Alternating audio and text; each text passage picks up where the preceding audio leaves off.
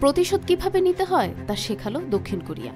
বেলুনে করে উত্তর কোরিয়ার আবর্জনা পাঠানোর জবাব দিতে শুরু করেছে দক্ষিণ কোরিয়া। তবে আবর্জনার জবাব তারা দিচ্ছে লাউডস্পিকারে গান বাজিয়ে। উত্তর কোরিয়াকে লক্ষ্য করে সীমান্ত এলাকায় লাউডস্পিকারে বাজানো হচ্ছে কে-পপের গান, কোরিয়ান ড্রামা, এমনকি উত্তর কোরিয়া বিরোধী স্লোগান ও নানা রকম নেতিবাচক কথা। সীমান্ত থেকে উত্তর কোরিয়ার 10 কিলোমিটার ভেতর পর্যন্ত এসব গান, স্লোগান শোনা যাবে। রাতে ভলিউম আরও বাড়বে, ফলে সীমান্ত থেকে প্রায় 25 কিলোমিটার পর্যন্ত তা শোনা যাবে। এমন পরিস্থিতি উত্তর কোরিয়ার সীমান্ত অঞ্চলের মানুষ এবং রাজনীতিবিদদের জন্য অস্বস্তিকর হতে পারে। 2018 সালের পর প্রথম এমন পদক্ষেপ নিচ্ছে দক্ষিণ কোরিয়া। উল্লেখ্য যে গত মাসে উত্তর কোরিয়া প্রায় 260টি বেলুনে বর্জ্য পদার্থ পাঠায় দক্ষিণ কোরিয়ায়। এসব বর্জ্য পদার্থের মাঝে ছিল সিগারেটের ফিল্টার, কাপড়, পাতিল কাগজ এবং প্লাস্টিকের আবর্জনা। এমনকি কোনো বেলুন বহন করছিল মল।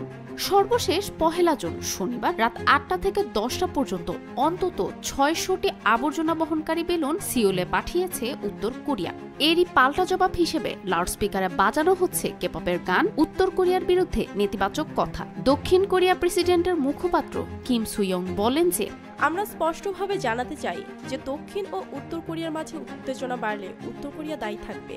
আমাদের সরকার উত্তর দিক থেকে যে কোনো উস্কানির বিরুদ্ধে দৃঢ় জবাব দিতে সদা প্রস্তুত।